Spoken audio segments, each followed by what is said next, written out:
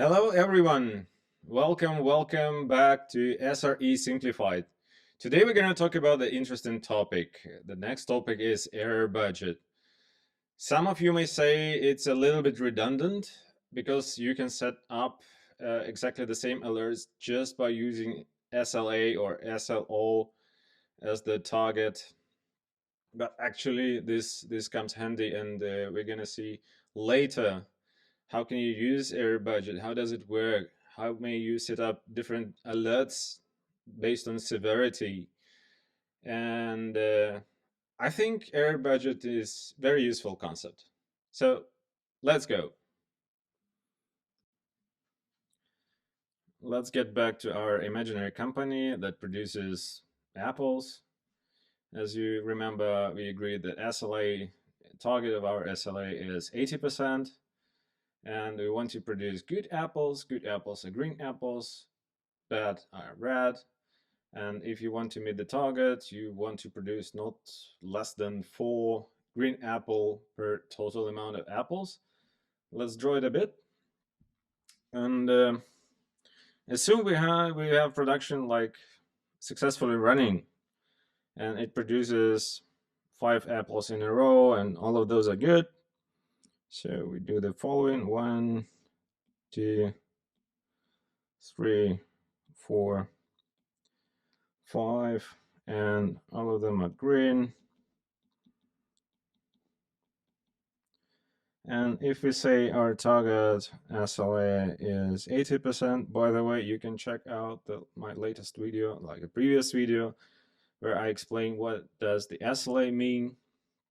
Long story short, 4 good apples per 5 total apples gives you 80% of SLA. All right, so what does it mean to have 80% of SLA? That means you could potentially have 1 red apple. If you have 1 red apple per 5 total apples, you meet the target, you meet the 80% SLA. At the same time, when you produce 5 apples, all of those are green, this 1 apple goes to so-called error budget.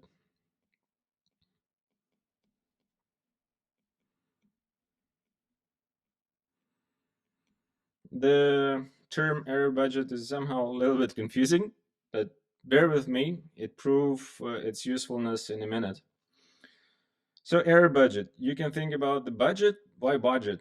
Because you can think about the money you have at the beginning of, I don't know, at the beginning of month, and you have certain amount of money to spend until the end of month, because next you will have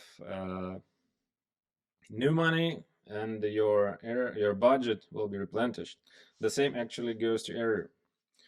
At the end of the budget period, your SLA, or billing period, sorry, at the end of the billing period, your error budget will be replenished because you start counting from new.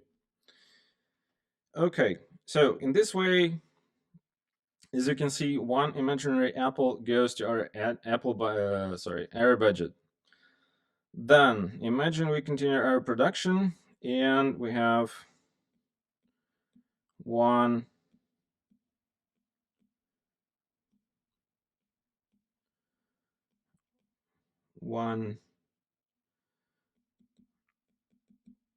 red apple. How it affects our error budget? Remember, 80% of SLO means every 5 apple will add a new apple to our error budget. So when we have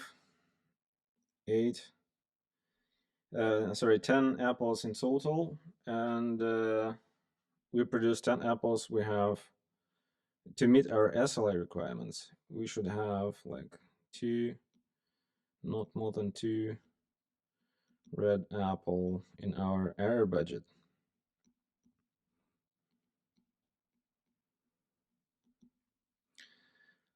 And that's important. If you have two red apples in error budget, you can say my error budget is 100%, so it's full. So whenever you meet one red apple per 10, that means you consumed 50% of your error budget. Whoa. But you still can meet the requirements. So what's the usefulness? How can we use the concept of error budget in setting up the alerts? And it comes handy when you want to establish alerts based on the severity. So you can say, okay, maybe one bad apple per 10 I can tolerate, but it it things getting very serious if you have two or more. Let's imagine our apples started being 3 red, 3 red in a row. 1, 2, 3.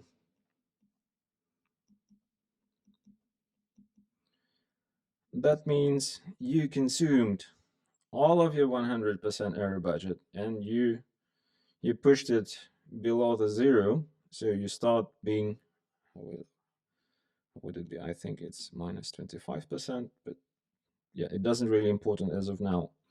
What's important, you had like 2 apple per 10 your error budget, but all of a sudden you meet 3 red apple. So you should be worrying about, because at this time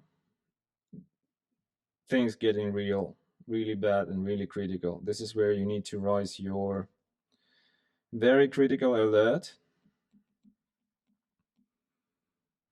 and start investigation. Actually think about what's going on with the server and with requests.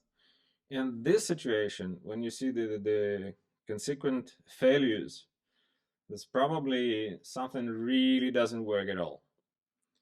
And it's not the same situation when you have like only one bad apple per 10, which you can actually tolerate.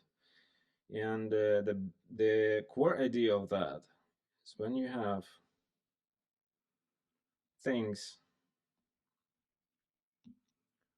like one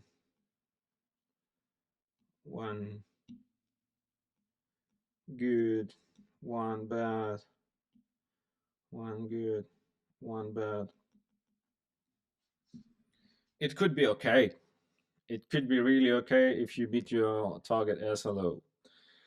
It could be, I don't know, the maintenance window when you do some changes and certain requests inevitably fail. It might be fine. It's about defining a good threshold when you just want to create a ticket in Jira just to investigate why do we even have those guys here, and we'll slowly investigate next business day why it happens, no rush.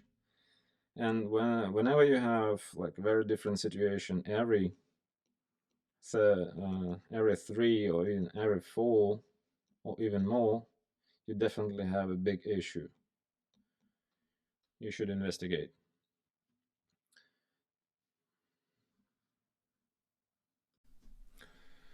So that's in short, what does it mean to have the error budget? As you can see, you can do the same calculation without using any like extra concept like error budget, but it proved useful to set up the alerts based on the error budget consumption. It really helps you to distinguish between things are slightly bad and things are really bad. In first case, you want to set up like a investigation in a very calm pace the next business day.